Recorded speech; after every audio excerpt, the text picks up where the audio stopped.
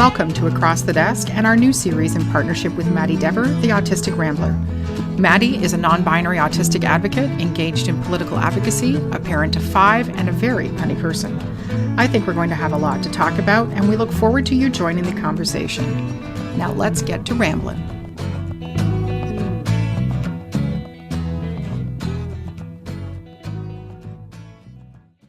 We're going to jump in. Are you comfy? I am comfy wumpy. Comfy. That part we might keep. Okay. Hello and welcome to Across the Desk. My name is Elizabeth Plouffe and I am the host of Across the Desk. And are we? I think we are. We are very excited to welcome Maddy Dever and the Autistic Rambler. This is going to be our new series focused on Maddy because we love them. So you're laughing at me already. So you got to say hi or something. Okay, well, I could definitely say hi. I was just waiting for an opportune moment. A pause in the breath. Yes. I'm going to read Maddy's bio and then we're going to jump into the chat. And the thing with Maddy and I is that we tend to go off track on odd tangents. So we're going to try very hard as a collective to stay focused. We're going to try. We have no guarantees for anybody. Maddy Dever, they, them, is a non-binary autistic adult and parent of 5 children with 4 also on the autism spectrum. They live in Carleton Place in rural Eastern Ontario. Sorry to hear that. Maddy advocates with both provincial and federal governments for inclusion and acceptance of autistic individuals and for autistic people to have their own voice in policy decisions. Maddy has been an advocate for change in education, affordable and accessible housing, as well as moving disability support rates out of poverty levels. Maddy is a former member of the Ontario Autism Program Advisory Panel and the Ontario Autism Program Implementation Working Group. Why can no government or whatever kind of group keep it short? Like it's always got to be something.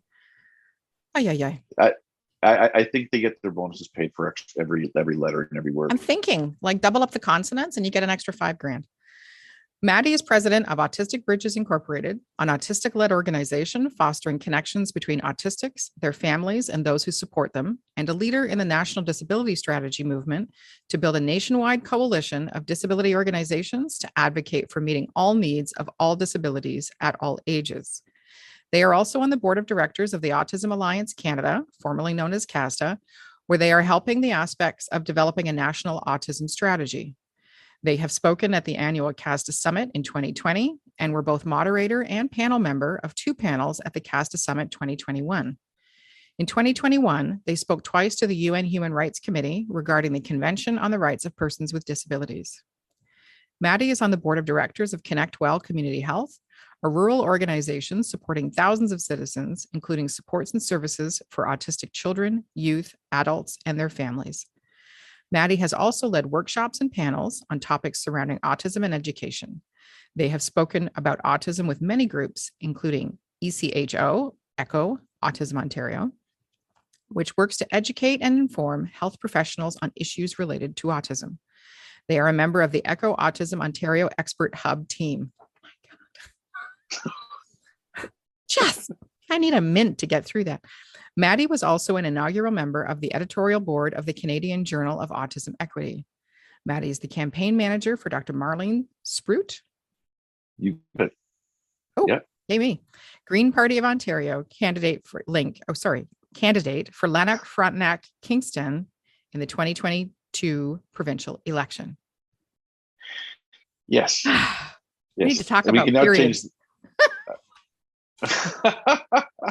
Well, this is actually they're more like time periods of the things that I do. Okay, so full disclosure for everybody, Maddy is an awesome punner, and yes, and we roll with the puns. All good. I'm so thrilled. I think we've met 3 years ago. Yes, I think so. It was 2020. Yeah. 2020? That's 2 years ago. Yeah. I know. Well, it's 2020, 2021, 2022. That's 3 years.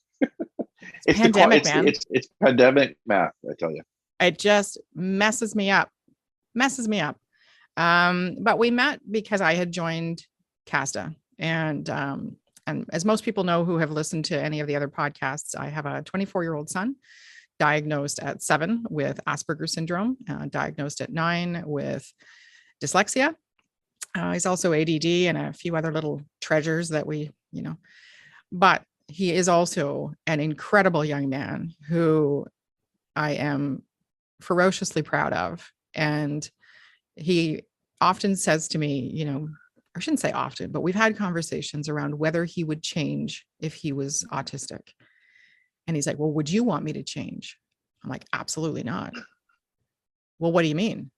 I'm like, you are who you are and it makes you amazing. So why would I just said, don't get me wrong. There's some aspects of you, autism or otherwise, that we need to do some work on. But I would never. And he's also said he wouldn't change that. He would change his dyslexia before he would change being autistic. And that's actually what I found with a lot of autistics is it's so much usually not, when we have our challenges that we're dealing with, and the challenges that may be the hardest things of our life, they're generally not autistic characteristics, but usually some other thing that's coexisting with us.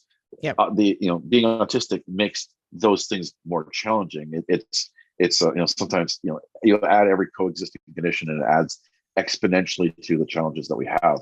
But the autism characteristics themselves aren't usually what are our biggest challenges. They make things more challenging, but they themselves aren't our biggest challenges.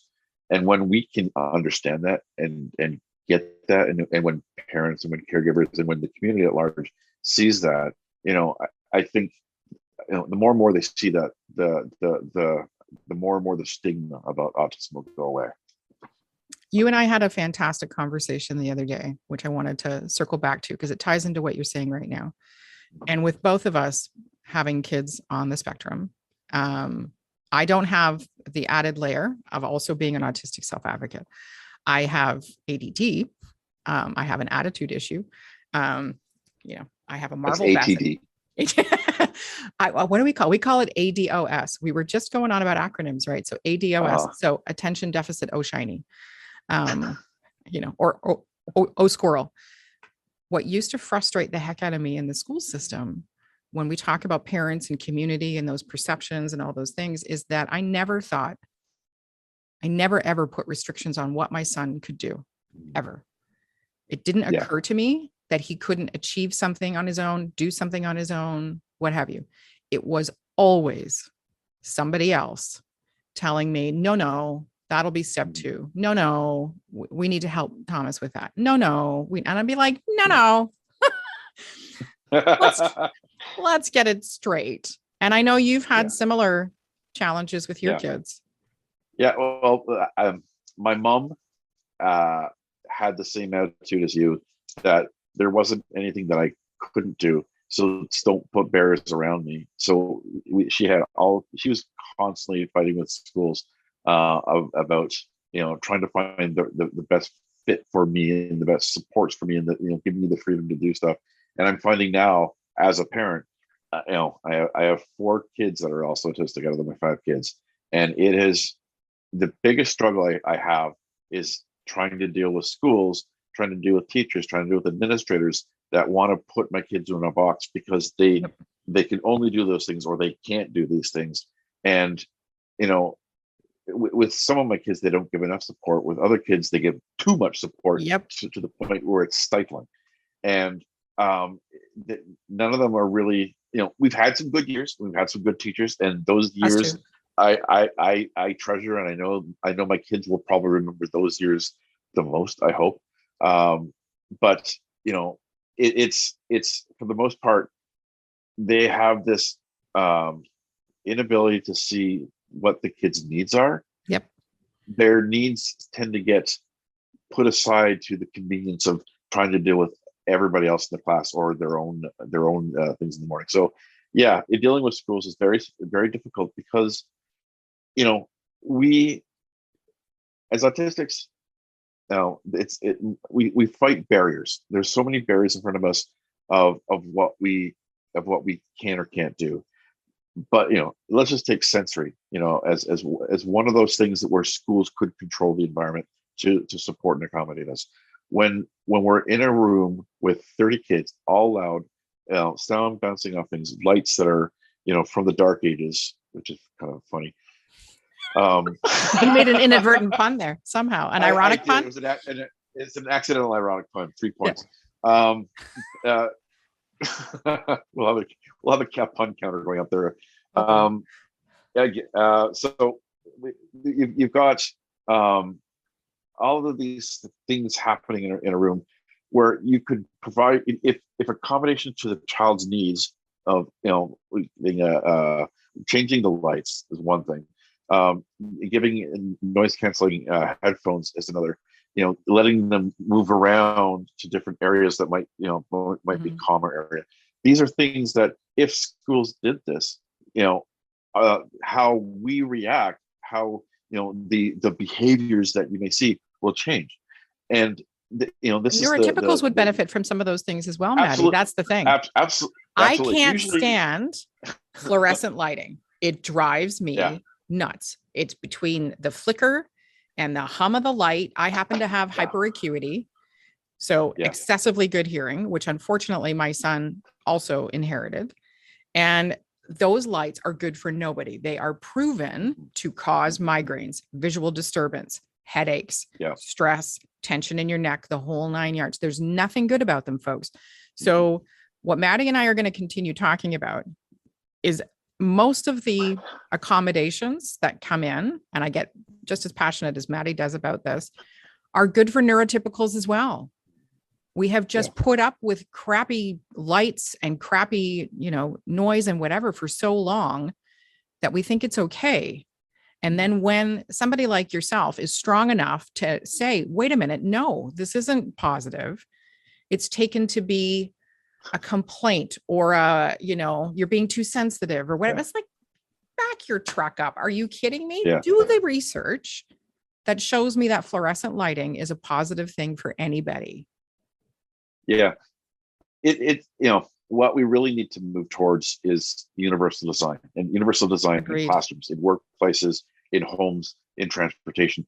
And we should have, a whole podcast session on universal design. But I'm writing it down. Really excellent. I have it on my list of things that I want to tackle. But it's what we really need to tackle is the attitude underneath us all, right? Agreed. We have an attitude in schools, and I think larger in life, but at least in Ontario schools, where inclusion is a nice goal. It's where we eventually want to achieve, right? And so it's not the starting point, and that we need to flip the attitude. We need to change the attitude where inclusion is we do inclusion from the start. That was the actual the theme of this year's National Accessibility Week that we had last week in May, first week of June. Inclusion from the start. When we start off saying we will be inclusive, we're going to design everything inclusive. We're going to change things now so they're inclusive.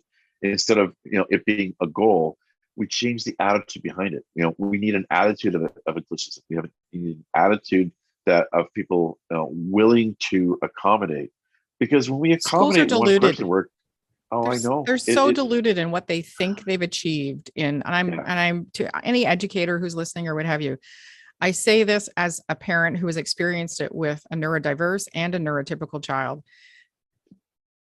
Neurodiverse child experienced, he had better bullying than we're going to grade it. He had better bullying. Level 2.0.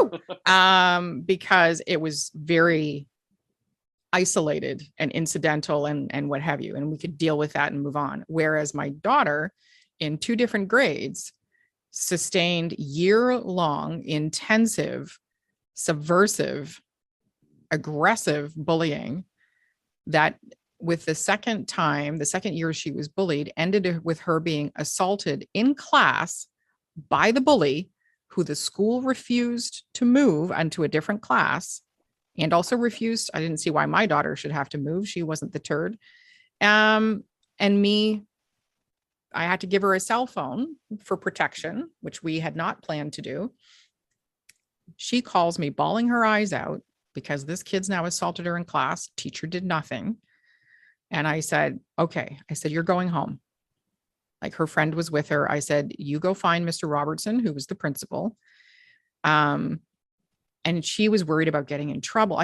Why should the victim be worried about the repercussions for standing up for themselves for anybody? Yeah. And I said, so she found the principal, handed the phone. She says, my mom wants to talk to you.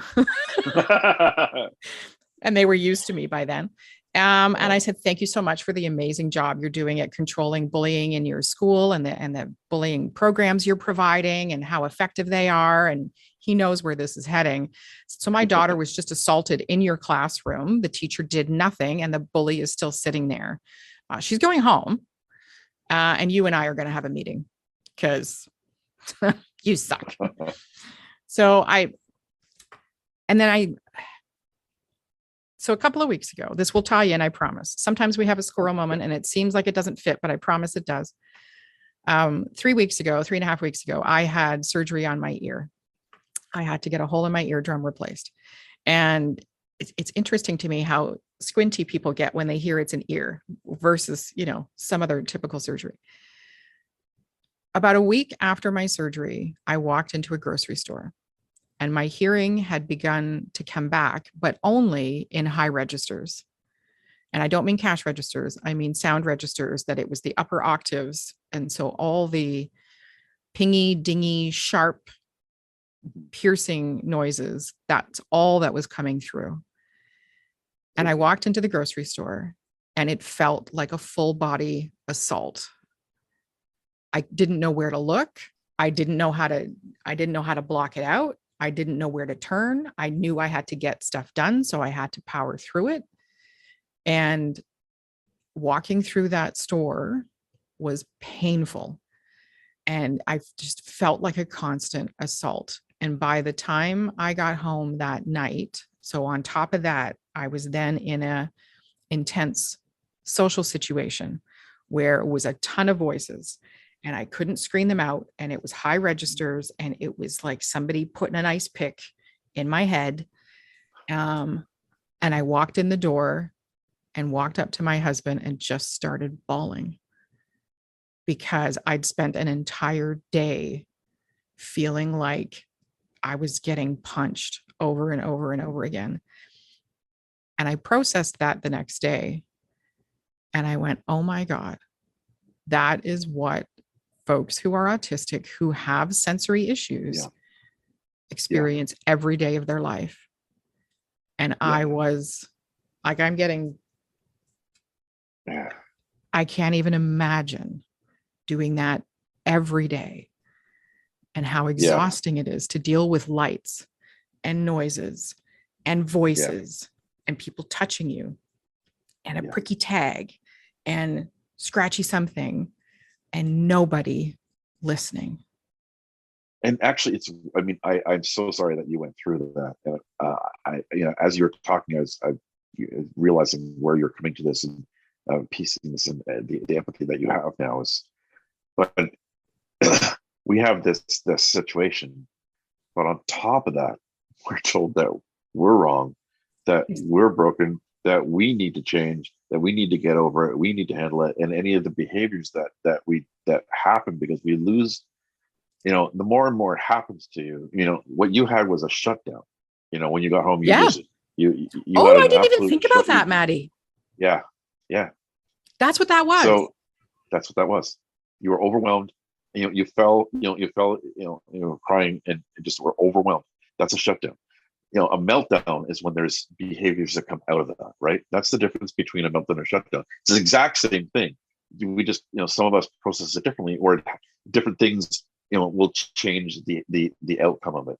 But, when we have all of these things happening to us and we're not accommodated, but in the flip side, we're told to control it, told to, suck it up. That there's the issue is us, then you have all of these other, like behaviors. We're we can't self-regulate because it's too much happening. And the more and more it happens, the more and more we lose any sense of the ability to control things that we may normally have been able to.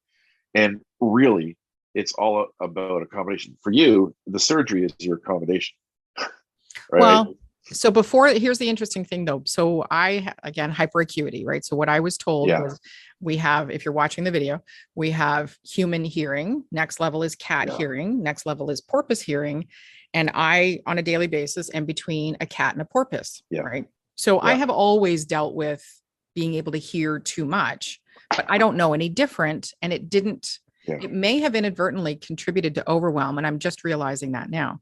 So when I punctured my eardrum, I lost 30 to 40% of my hearing in my right ear. That presented a different challenge because now I've spent my whole life being used to being able to hear everything. And now I have to turn my left ear to people and explain that I've got a problem. And I have to turn and I have to accommodate them being like me being able to hear them because I feel like it's my thing to do. Some people were kind and would move to the other side of me or whatever, because they recognize there's only so much I can do. Now with the whole being repaired, it's working its way back up in levels. And when my ear equalizes, because right now it's not equalized, so it's blocked, so it's protecting me from that flood. Absolutely. But again, back in Fortino's last week. And do you remember, like we'll take a Snapple bottle for an example, and the cap on a Snapple bottle, and you know how you can, but you can make it, you can make the cap snap back and forth, and it makes that click. That's what my eardrum is doing right now. It's a great fidget. Oh, good. I know. Oh, I got to show you something else we found called comm strips, which is really cool. We'll go off on that tangent later. So in Fortino's though, all of a sudden my eardrum popped. And it all came in again. And I had to stand there and literally hang on to the rail because I was like, mother.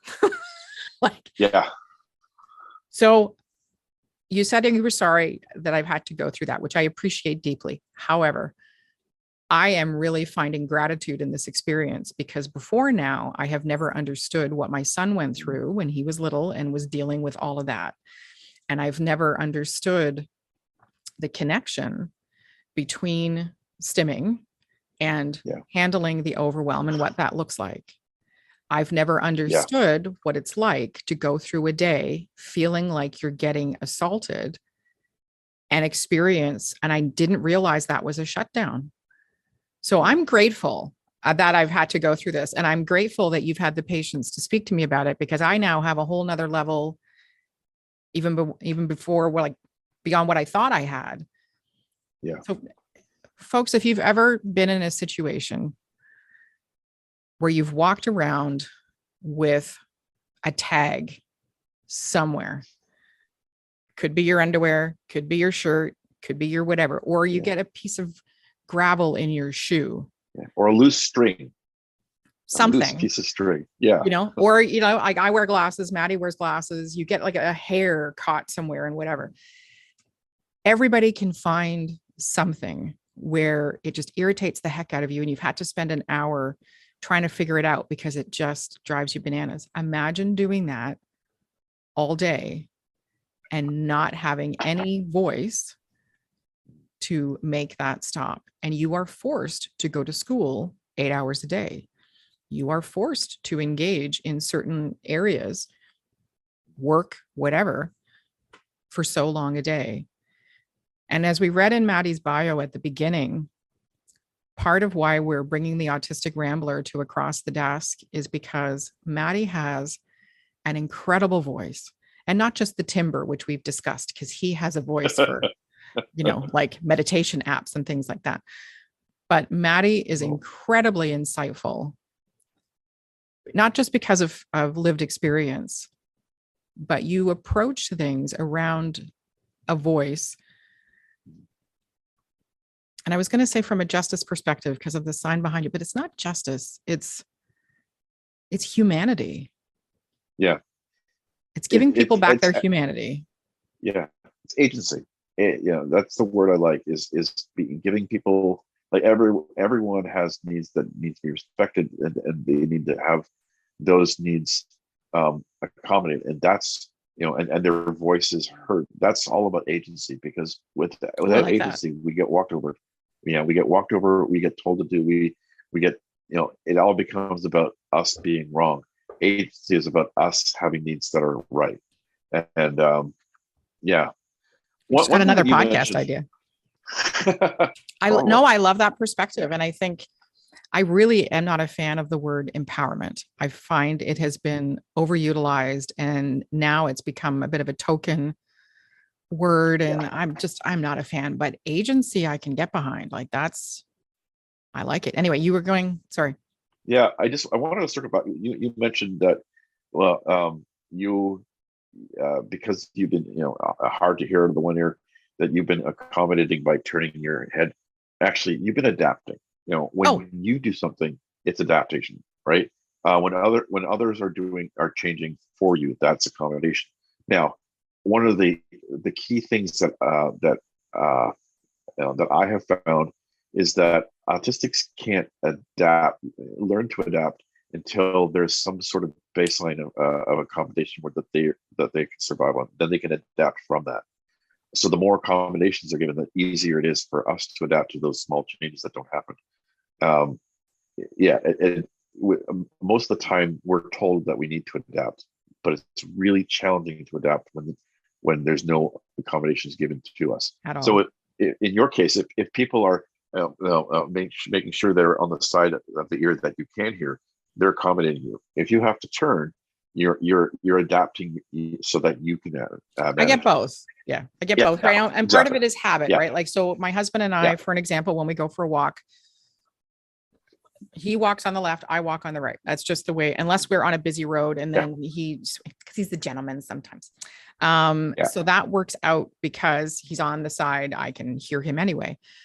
I just went to the Royal Botanical Gardens with a friend of mine, and she prefers to walk on the right. And I kept having to say, I can't hear you. Right.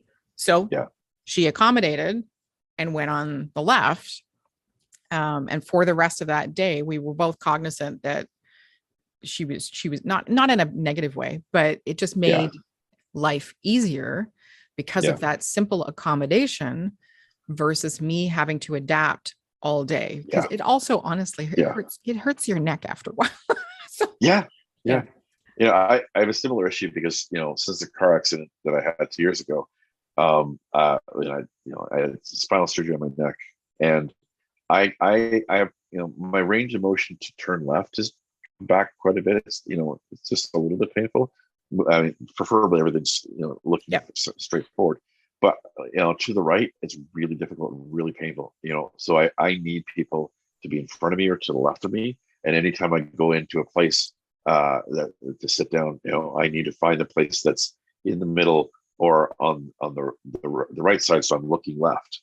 And so we should have done that for you when we had that meeting at the hotel, because I think we both sat on your left and your right, and I didn't know about that. And I should have sat in the chair opposite you. You were in my line of view. I would have asked. Like, it's something that I have always asked, because I cannot. I need to. I'm not very. I am verbal, but I don't. My verbal remembering conversations and everything is really challenging for me. But when people are seeing things, it's a little bit easier, and I try to piece the visual things that I'm looking at so I can recall the important things. It's not as good as like when I'm on a Zoom or things like that. I type notes all the time. Yep, I remember. And when I'm in meetings, the same thing. If I have the ability, I'll take notes, because I don't remember things. But if I can see people in front of me, it's easier for me to hear. If they're to the right of me, I am not hearing them. I may be acknowledging them, but nothing is retained at all. And so I have to tell people that I can't. Sat on your right. So what you're saying is you heard nothing. I don't remember you. I just remember Paulette, I am forgettable. That's okay. Unforgettable. That's what you are. So non-copyright for sure. Yeah, all good. All good. It's interesting that we did that because as a family trait, my mom and my dad as well, a little bit, both would burst into song with the least provocation. And then, of course, I now do it as well. And we have relatively decent singing voices, right? Like my mom was in Sweet Adelines and sang in choir and whatever. I'm okay. Like, I won't shatter glass. So then my auntie comes from England, my mom's youngest sister. And of course, something happened. And all three of us, so my mom, my auntie, and myself, all went into same song at the same time. And my poor daughter stood there. She's like, oh my God, it's genetic. And I'm like, yeah, your brother got to be autistic. You get to sing. Like, exactly. We pick our things. So basically, get together and sing is gene therapy. Oh, solid. That was a good one. Thank you. So speaking of genes, that's an interesting segue. Because I always used to find it fascinating, especially in the 70s and 80s. And I was, a kid, and you would hear people saying, well, being gay is a choice. And I remember even then, before I knew what gay was or whatever, and I'm like, well, wait a second. That doesn't sound like a choice. That sounds like a thing. Like that's who you are. And like, why would you? And quite frankly, community made it so hard to be gay, lesbian, like whatever you are on the LGBTQ plus spectrum. Why would you choose that? Like, you would not make that choice to make your life, and that just seems stupid to me. Like, okay, if you had a choice, wouldn't you choose not to fit in? I am not advocating forcing fitting in, but wouldn't you just choose the easier road versus choosing the road where people are being very not nice to you and what have you? So I mean, it's in the 70s and 80s, it was about being gay was being a choice. In this decade, it's about trans and non-binary being a choice, and it's the same thing. It's like, well, really, do you with all of the aggression and the microaggressions and the negativity and the dangers and the like, struggles, why would you choose that? Like why? You're just chasing clout. You're just chasing influence. Like, oh my God, there's better ways. There are so many better ways. But the thing is, like, the flip side is, like, not doing it causes real harm. Not being out, not being free, not being like that itchy underwear. Oh, I mean, yeah. I mean, no, and I mean that respectfully, just before anybody has a bird about that. It's like, why would you walk around with a tag that drives you crazy if you could make life easier for yourself and cut out the tag? So likewise, why would you walk around pretending to be what society expects when it grates on you like an itchy tag versus operating in community as what works for you? My philosophy is, as long as you are not hurting anybody, do your thing. I don't care who you love. I don't care what you dress like. I just don't care. If you show up and you're a nice person, like, I've met some fantastic drag queens. I have met some fantastic, like, I would love it. Great. If you show up and you're an asshat, then I don't care if you wear pants, a skirt, a sport, or a kilt, like, and what's underneath it doesn't matter. If you're a jerk, you're a jerk. Being gay, being lesbian, being trans, they're not choices. However, being an asshole is. Right? Everybody has an asshole. It doesn't mean you have to be one. That's the conversion therapy we need. To remove the asshole. Technically, we don't use bad language on this podcast, but we're just going to let the asshole slide because it fits. Oh, okay. No. I'm in. It's all good. It's all good. This is the advantage of it being, our thing is that we can use that language, and we're not sponsored yet, so it's all good. Exactly. So we're just for a moment, for editing clarity, jerk conversion therapy. There you go. You can replace that. And I wish it were that easy, because to me, Uh, being a jerk is a momentary lapse of character. yeah, And you have just had a yeah, moment where your brain has gone kafoozled and you've decided yeah. to make a wrong choice. But being an That's right. asshat seems to be a lifestyle, and you Yeah, just choose to, yeah, that's how you exist in the world. And I feel bad for you if you walk through this yeah, life hating on people because of how they dress or who they love or how long their hair is, because Maddy's hair is gorgeous.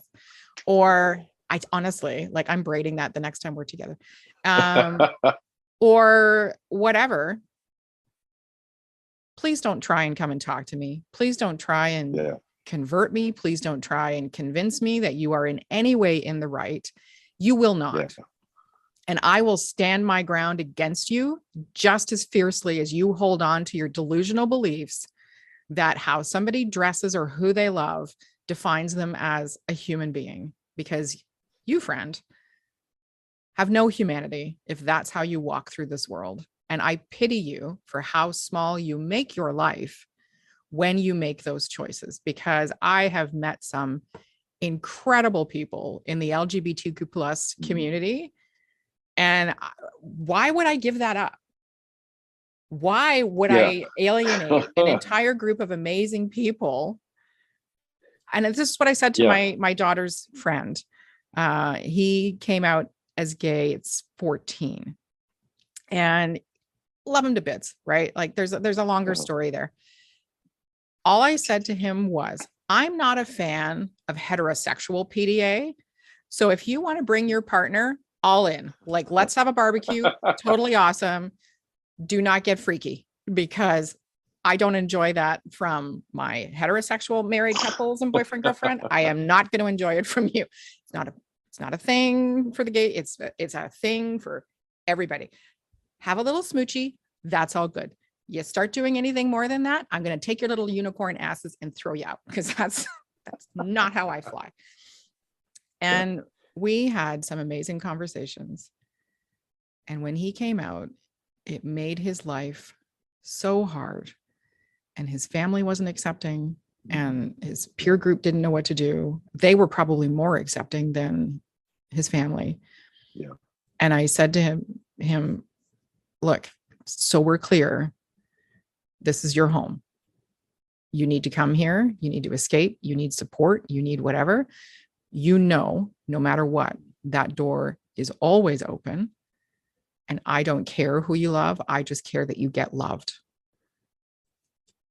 End of story. yeah, And so they cycle in and out of each other's lives. But I think he knows without fail if he needed help in any way. Because whenever I see him out in the community, he's like, hi, Mama Poof. That's what her friends call me, says Mama Poof. I'm like, hi, sweetheart, how are you? And I'm like, oh, I said, did you know that because he does his nails, did you know that over at Dollarama, they've got a new line of Sally Hansen's, and they're like, this is. And he's like, oh, so we have this whole, it's freaking awesome. So now we've established, this is where I'm going to hand it back to Maddy, because I don't walk in these shoes. We've established that, living in the LGBTQ plus community is not a choice. It just is. People would not make that choice to make their life harder. And as you mentioned earlier, some folks who have a diagnosis of autism also have other diagnoses. I shared my son's. He doesn't happen to have, as far as I'm aware, knock on wood, like no mental health issues, what have you. He has his own, complications with his dyslexia and what have you. But June is Pride Month. yes, And it is a month that I support. We've gone out to events to support the LGBTQ plus community, and no issue with it. I did go to Pride once. Was not my thing. There was a lot of bums out. And I was like, I'm good. Fly the flag, all about the rainbow. I don't need to be involved in that.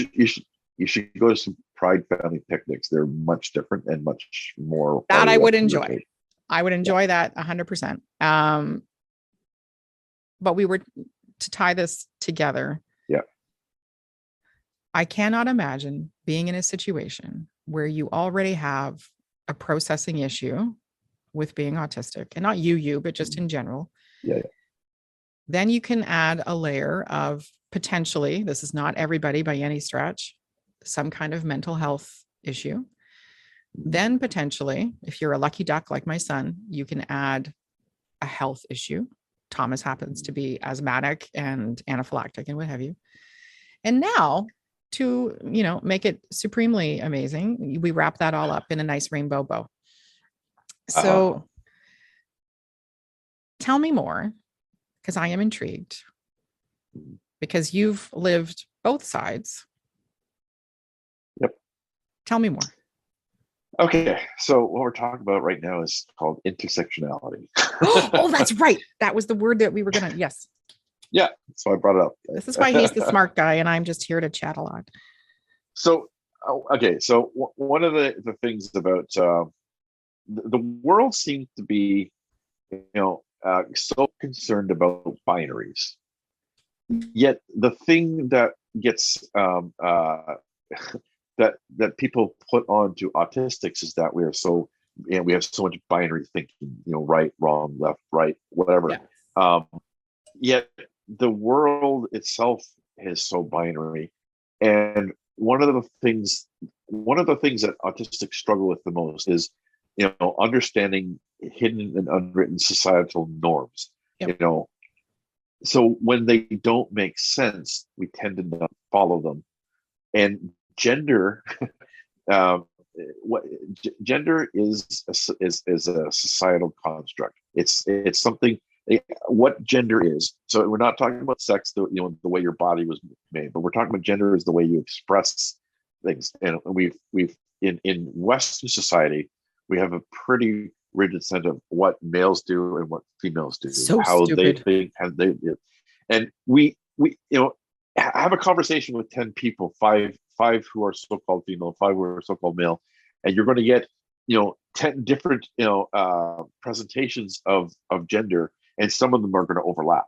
It's not a binary. And so autistics, for whatever, and the same thing is this construct of who you should love, the very males should love females, period. That you take 10 people, 5 so-called females, 5 so-called male, and you put them in a room. They're not all going to, all 5 so-called females are not going to connect with all 5 males. There's going to be, in terms of natural attraction, it could be different. So autistics tend to have a lot higher percentage of us who have a sexuality that is not binary, and have a different way of looking at gender. So gender fluid, non-binary, trans, a significant portion of us are more comfortable in these areas, because we're sort of defining gender and sexuality ourselves, because the societal rules don't make any sense to us. And personally, I go back, way back. Like, people have asked me, at what point did I realize that I was bisexual? And it's probably earlier than this, but what the first moment I can ping on is Will Wheaton, is Wesley Crusher in Star Trek Next Generation. Oh, he was such a cutie. I was so attracted to him, and I then spent my teen years really, I realized once I was given the term bisexual, thank you to the BDSs and CompuServe and AOL for letting me learn about things, because I think before the internet, honestly, I think here's the thing. I learned the term bisexual by looking it up, and it's like, oh, okay, knowing that in society it still wasn't looked on really well, but more and more things in the 80s were, in TV shows and sitcoms, there's more and more characters that were lesbian or characters that were gay. Bisexuality really didn't come into the media until like the late 90s into the 2000s. But there's so much bisexuality. is accepted for females and way not accepted for males. That's a whole other thing we can talk about at some point. But for me, as I understood the term, I struggled with it, and I got caught up in a Christian cult in my 20s. Oh, so Lordy. like, there's a lot of closetedness. I never gave up the feelings, but I was closeted the everything else. But I think what it is now, why we're seeing it some more, and why you're definitely seeing with autistics so much more, is because the terms are out there to describe things. So and the more it's talked about, the more I don't know. I mean, I struggled for years to understand in terms of gender. I never felt male. No, I cannot think of a single time in my life where I accepted the truth about myself that I was male. It just never set, and I don't know how many times, when I was in elementary school, the term sissy, the term fag, the term queer, all of these terms were thrown at me, and I didn't understand what those terms meant as a kid, but it was because of the way I did things. I played with girls. No, Maddy. No, hang Yeah. on. Sorry. It was not the way you did things. It was what those kids were being exposed to at home by those narrow-minded, bigoted, ignorant parents who were using that kind of foul language to describe individuals that they felt didn't meet community. George Carlin did a great thing on words, right? And then he proceeded to unleash this string of what are considered racist words, right? And he stopped and he said, they are only words until they come out of somebody's mouth who's racist. Yeah. They attach meaning. So sissy, queer, like a fag in England is a cigarette. Oh, yeah, I know. A faggot in England is a bundle of sticks. Yeah. Somebody took that for whatever reason and made it a bad word. You did nothing wrong. Yeah. Somebody. Oh, I don't. No, but what I'm saying is there was something about me that looked different, that was doing things different, that I didn't see myself as doing things different or being different. I now look back and realize, okay, I mean, the words they used were horrible, but they saw something in me that I didn't see in myself, and I see that as okay and normal. And I wish it had been normalized then, because I would have lived my life differently and more free, instead of coming to really be open about these things in my 30s and 40s. There's I say it a lot. I have a rainbow family. I have my kids that have all kinds of letters in the LGBTQ alphabet.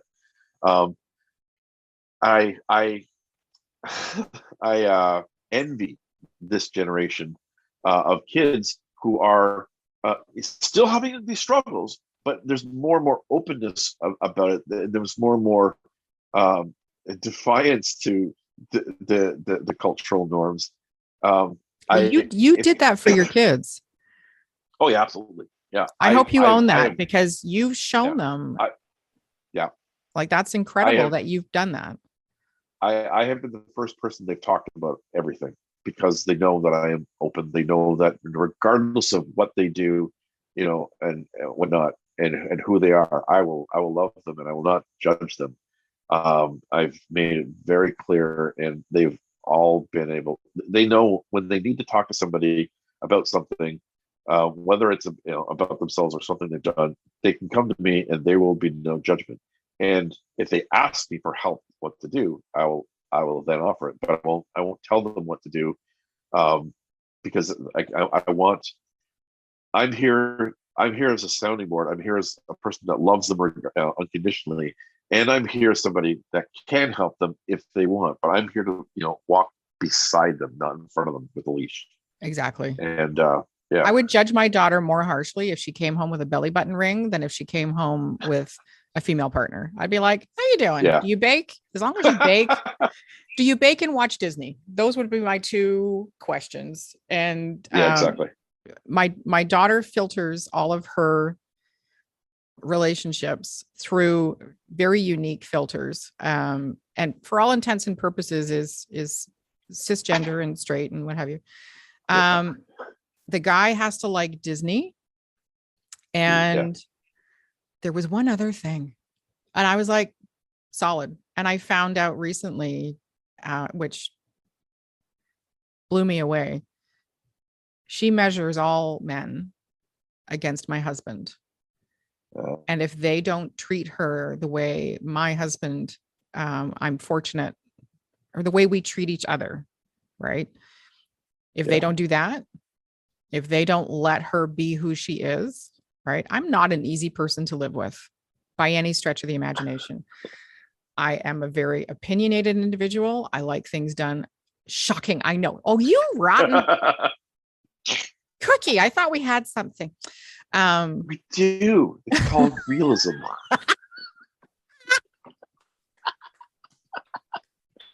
Solid. I'm very opinionated. I am very assertive. I am everything society says a woman shouldn't be. On top of that, I am a woman entrepreneur. I am a woman tech entrepreneur. I don't take a lot of crap, because I've seen what happens when you do.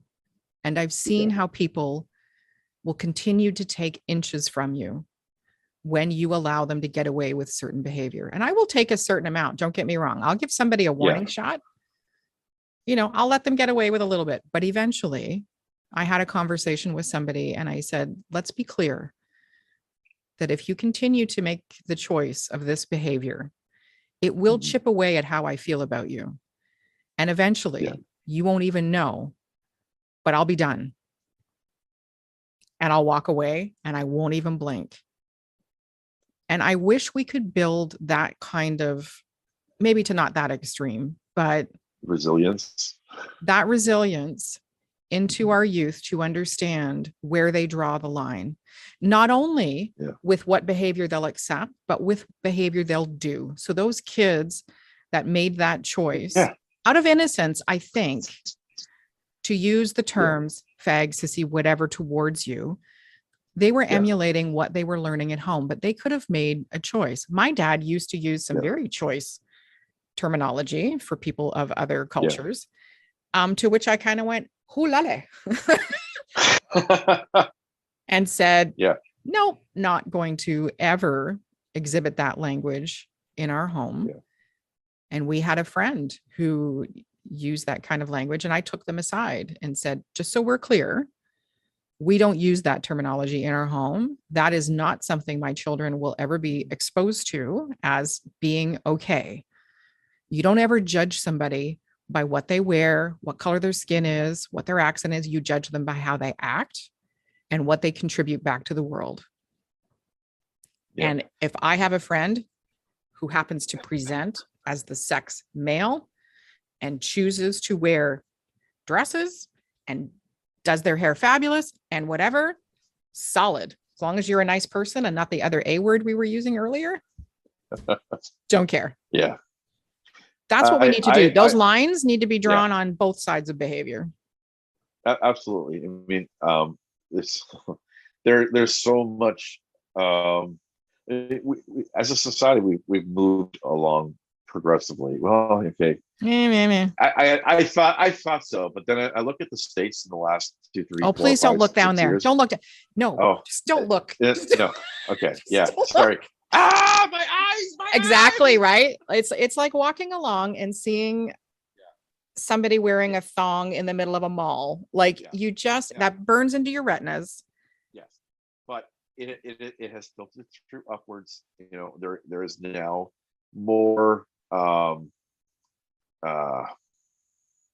It's definitely more out there. I agree with you. Like there's more for the pride flag. There is more. One thing that happened in Burlington that I think I shared with you was that Burlington has put in rainbow crosswalks, which I think are fabulous, right? So there was a decision to be made on where the next rainbow crosswalk went. And the Catholic School Board was not getting on board with being progressive around supporting the LGBTQ plus community within. Shocking, I know. They are trying. I will give kudos if you happen to be Catholic or whatever. Like, don't get me wrong, I'm not smacking you, but you need to come along. So it was, I believe, a unanimous vote to put the rainbow crosswalk in front of the Halton Catholic District School Board head office. And I was like, yeah. Yes, Noah can come home now. I just think sometimes. So my business partner, Paulette, and I, we do the Future Looks Good podcast to talk about autistic individuals being forced or pushed.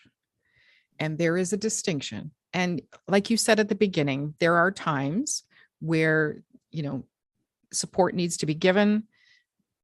Should you force? Should you push? If you see an injurious behavior or a self-destructive behavior, okay, then there's some forcing that needs to happen because that has to get corrected or the individual is going to end up.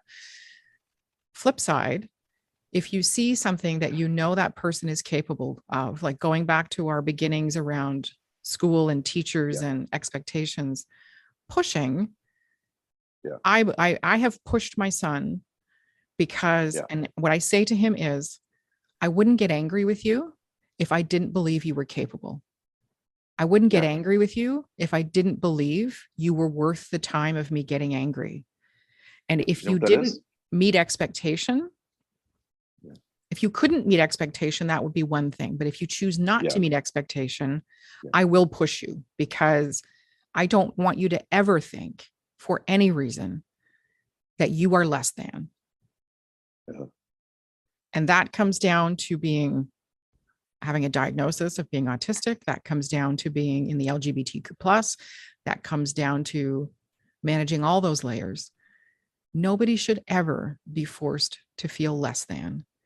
And for some organizations in society, like the Halton Catholic District School Board, we have to push a little and then we have to force. And I believe that rainbow crosswalk teetered on the line. But now I see pride flags at Catholic elementary schools. Now I know, hopefully on some level, even symbolically, that they are having those conversations and those kids understand that there is more than one way to live a life. And just because it's not the same as how you've been raised or you've chosen to live a life, it doesn't make it wrong. And if you're living in a home where that parental unit has decided that being gay is wrong, you don't have to believe that. I had a neighbor who I discovered was intensely racist, which just goes against every part of my being. And I said to him, like, we got into this whole discussion and he got quite heated. And I was like, okay. I said, I need you to understand that I have no frame of reference for how you live in the world that way. I would never, ever choose to discriminate against somebody solely on how they looked. If they cut in front of me in line, I don't care if you are black, white, periwinkle blue, I'm going to come after you. But I'm not going to cut in front of line just because you happen to be black, blue, periwinkle, whatever. And so I asked him, I said, why do you feel that way?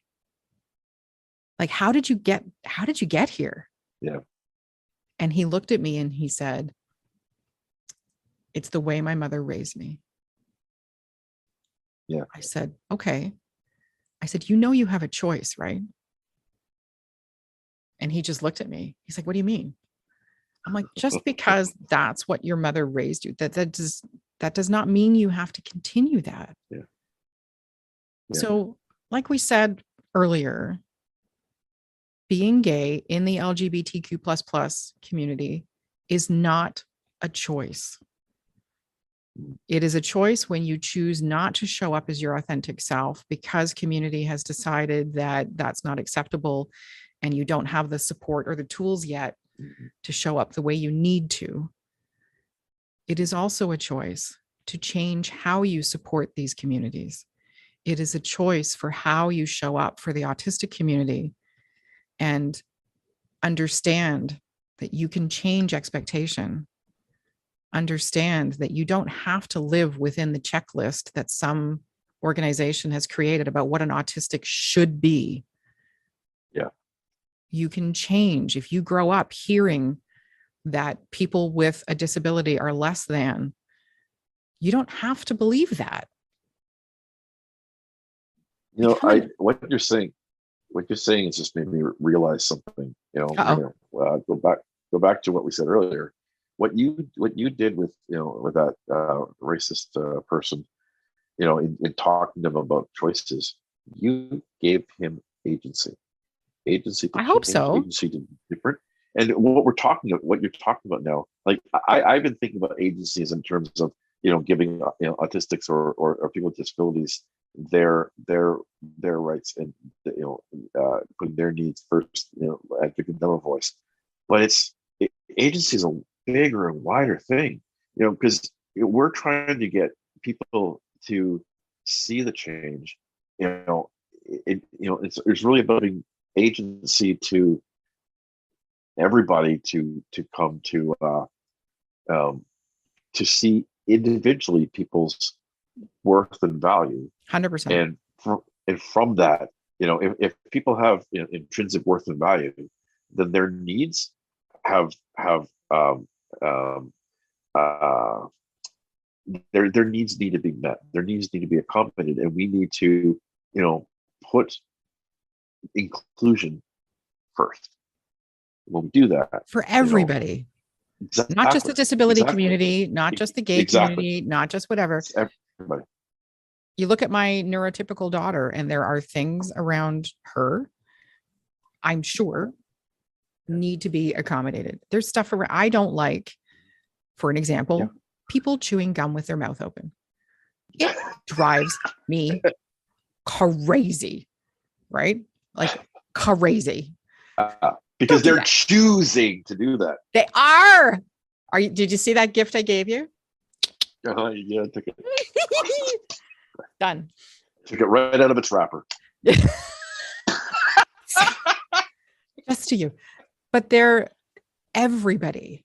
This is the thing, is that inclusion has been attached to the disability community, to the LGBTQ plus community. And that's horseshit, people.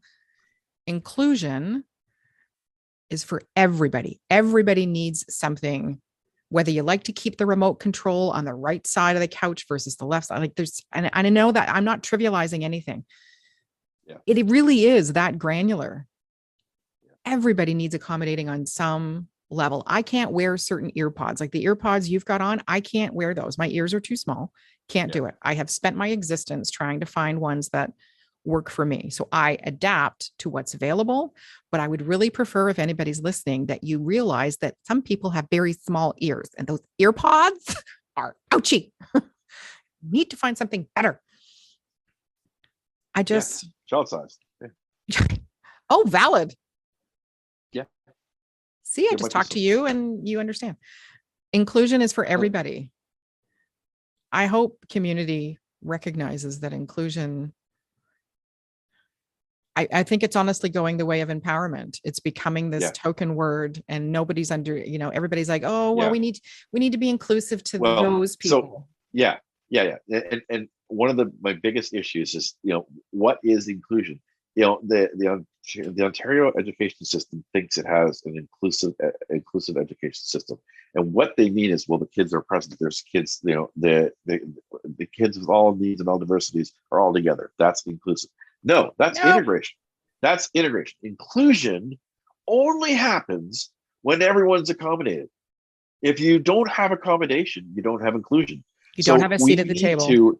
We need to have a culture of accommodation.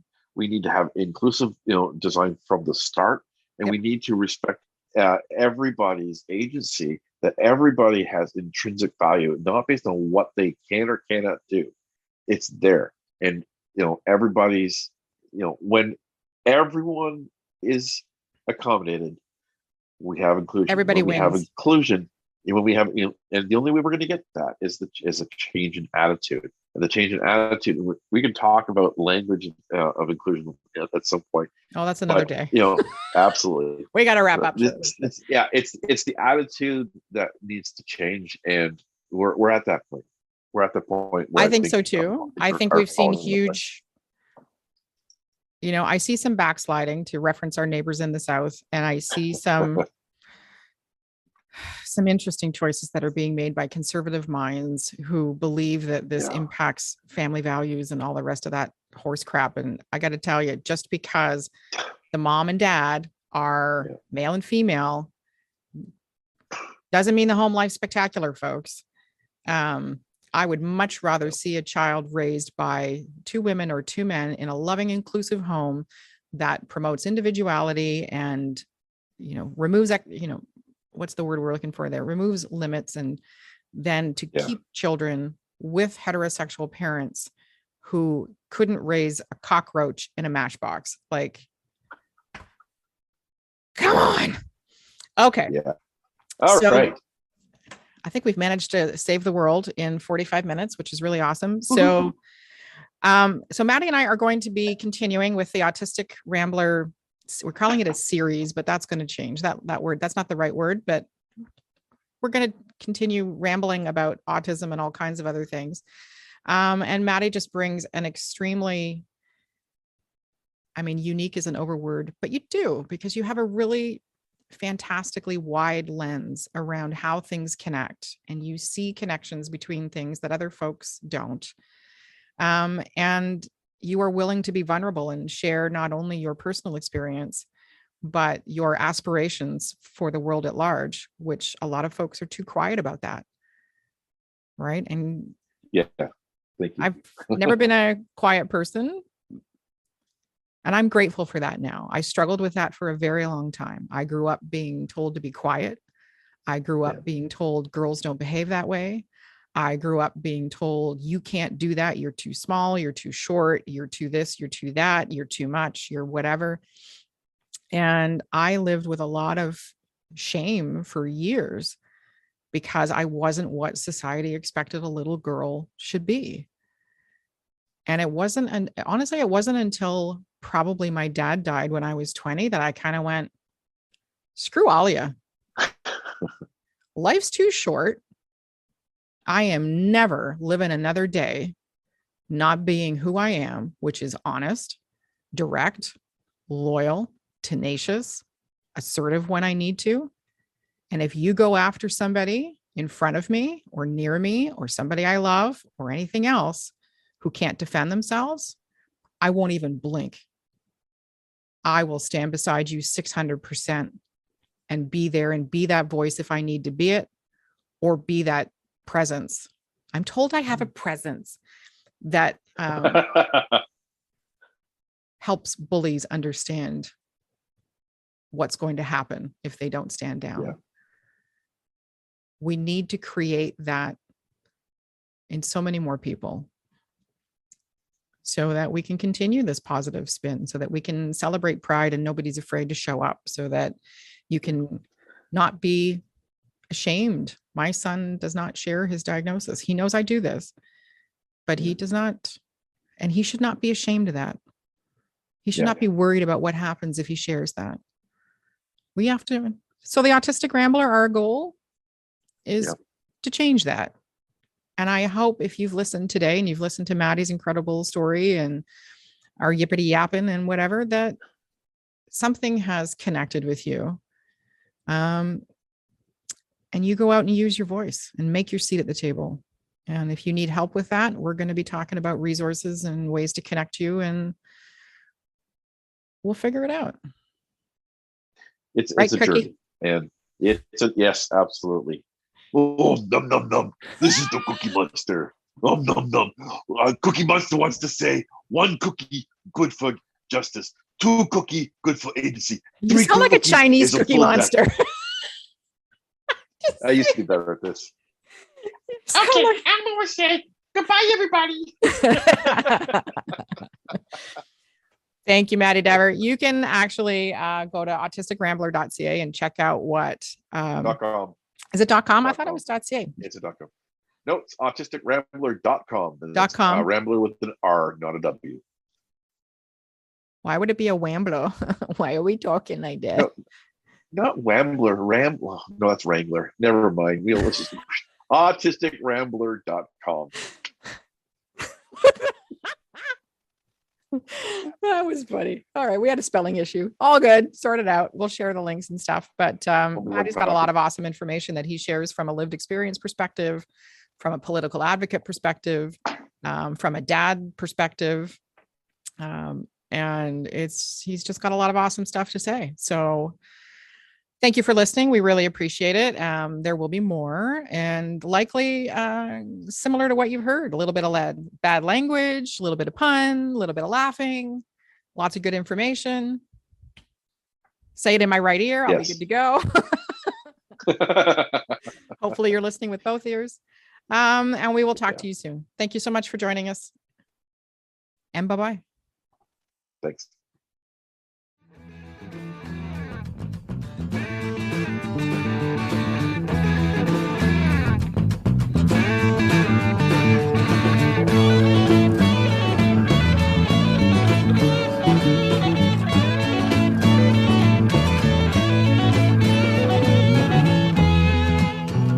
Thank you for joining us on Across the Desk and our new series, The Autistic Rambler.